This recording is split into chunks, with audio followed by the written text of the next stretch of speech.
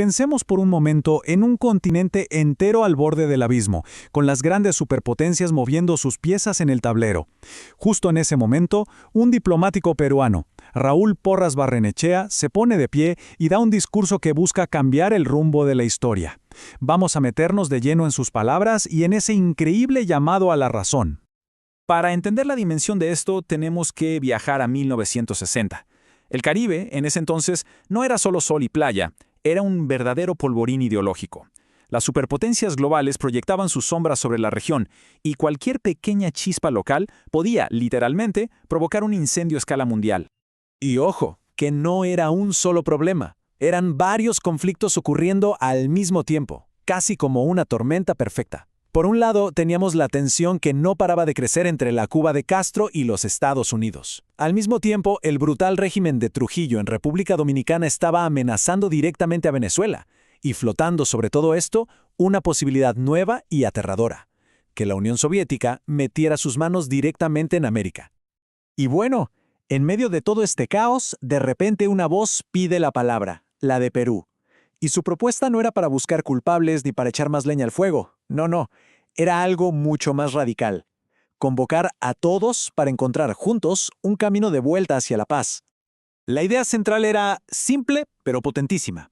Enfoquémonos en lo que tenemos en común, no en lo que nos divide.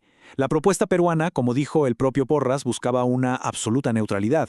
Y no por indiferencia, para nada, sino como una estrategia para bajarle la temperatura al conflicto y poder encontrar un terreno común. Pero a ver, uno podría preguntarse, ¿y por qué Perú?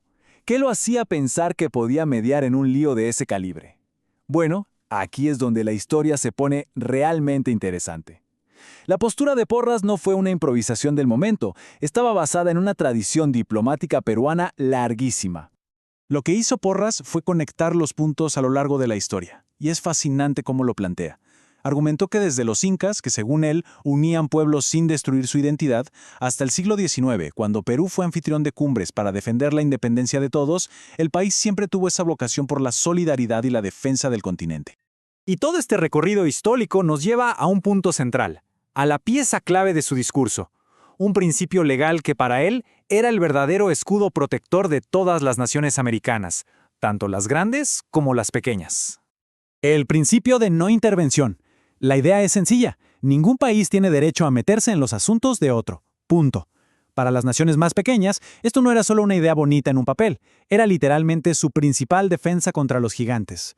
Una regla del juego, aceptada por todos para poder garantizar la paz. Y aquí Porras hace una distinción que es clave. Es como si dijera, a ver, no confundamos las cosas.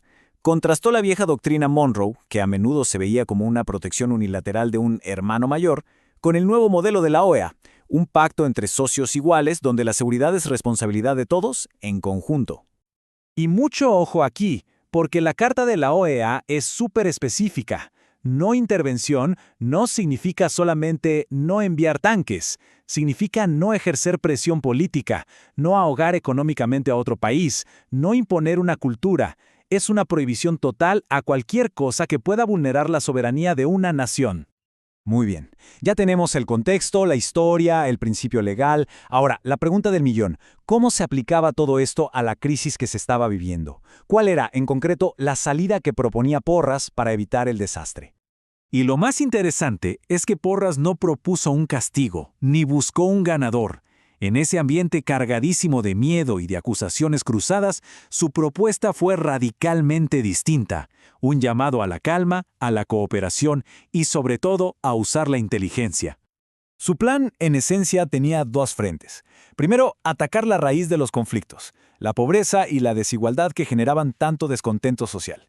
Y segundo, y quizás lo más importante, sentarse a hablar. Usar las armas democráticas de la inteligencia y la razón, en lugar de dejarse llevar por el fanatismo y el odio. Y así, el discurso termina no con una orden ni una exigencia, sino con un llamado casi poético a la reconciliación. Esto nos deja con una pregunta que, más de 60 años después, sigue increíblemente vigente. En nuestros propios tiempos de crisis, ¿seremos capaces de que la prudencia le gane la partida al fanatismo?